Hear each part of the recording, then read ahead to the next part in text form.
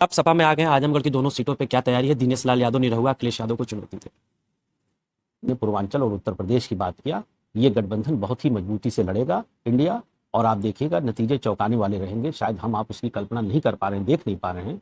और पूर्वांचल तो ऊपर वाले ने चाहा तो हम सब जीत लेंगे, पूर्वांचल ही नहीं। देख रहे हैं, मैं हूं आपके साथ कृष्णा और हमारे साथ निर्वाचित एमएलसी गुड्डू जमाली साहब हैं। सबसे पहले सर, आपको एमएलसी बनने पे नमस्कार, हार्दिक बधाई और धन्यवाद। शुभकामनाएं। इतने दिनों से जो आपकी बात सपा से नहीं बन पा रही थी, अखिलेश जी से कैसे बात बनी और आपको एमएलसी भी सपा ने बनाया, इस पे क्या कहना चाहेंगे?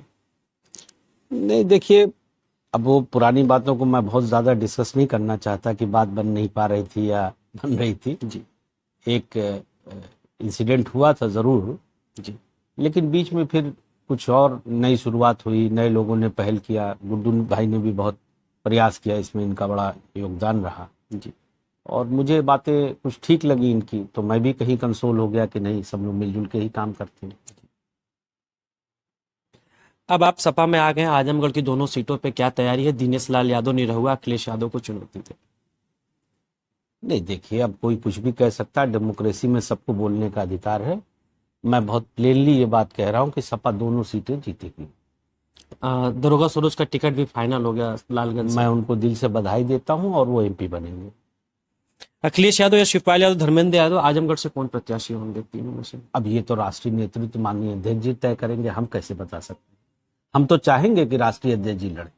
इस बार अगर जो भी प्रत्याशी होता है तो क्या अंतर रहेगा जी?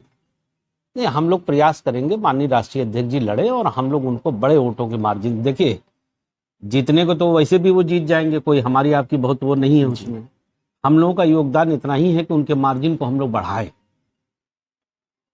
पूर्वांचल में लोकसभा चुनाव को लेकर क्या स्थिति रहने वाली है? क्योंकि अब गुड्डू जमाली साहब सपा में आ चुके हैं और एमएलसी भी बन चुके हैं, क्योंकि एक बड़ा चेहरा है। देखिए, मैं कोई गलतफहमी नहीं पालता अपने बारे में कि मेरे आने से बहुत हलचल हो जाएगा, क्योंकि जमीन पे हालात ही ऐसे हैं। जनता बहुत दुखी है, जो मौजूदा सरकार है उसके कामों से संतुष्ट नहीं है। लोग चाहे कुछ भी पेंट करें, जमीनी हकीकत यही है कि लोगों में गुस्सा है, नाराजगी है, दुख है। और जो सबसे बड़ी बात है कि हमारे राष्ट्रीय अध्यक्ष जी का जो ये एक पीडीए जो एक थॉट है उनकी, जो इन्होंने इसको एक रूप दिया है कि हम लोग पीडीए के माध्यम से इस थॉट को बढ़ाएंगे और इनसे लड़ेंगे और समाज के पिछड़े और कमजोर लोगों को न्याय दिलाएंगे। तो ये बहुत सकारात्मक इसको उससे देखा जा रहा है, और मुझे पता नहीं क्यों ऐसा लगता है ये बहुत बड़ी क्रांति लाएगा। सर, रमजान लगते ही सीए आ गया और अभी इलेक्ट्रॉनिक बॉन्ड को लेकर आप देख ही रहे हैं, कैसे देखते हैं तमाम सारी घटनाओं को? देखिए, अब वो तो सब मीडिया में है, आप भी देख रहे हैं, हम भी देख रहे हैं। अब चूंकि ये सब चीजें जानते हैं, अभी चूंकि बॉन्ड का चल रहा था, माननीय सुप्रीम कोर्ट में उस पर रोज सुनवाई हो रही है, तो अब ये सब कभी कभी कुछ चीजें यूं भी आती हैं कि माइंड का डाइवर्जन करने के लिए, है ना। एक तुष्टीकरण हो, पोलराइजेशन हो, माइंड डाइवर्ट हो जाए लोगों का। लेकिन कुछ भी हो, जनता इस बार बहुत जागरूक है और नतीजे चौंकाने वाले होंगे।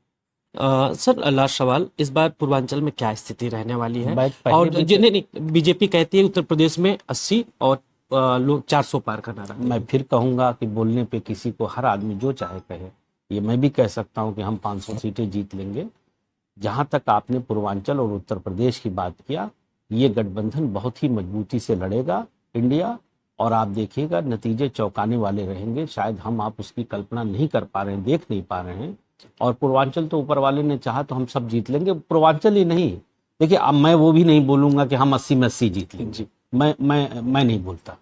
लेकिन ये जरूर है कि बहुत ही बड़ा एक जो एक परसेप्शन लोगों ने क्रिएट कर रखा है भाजपा को लेके कि बहुत लंबी सीटें ये जीत लेंगे या 80 जीत लेंगे, मुझे ऐसा लगता है उसके उल्टा हो जाएगा।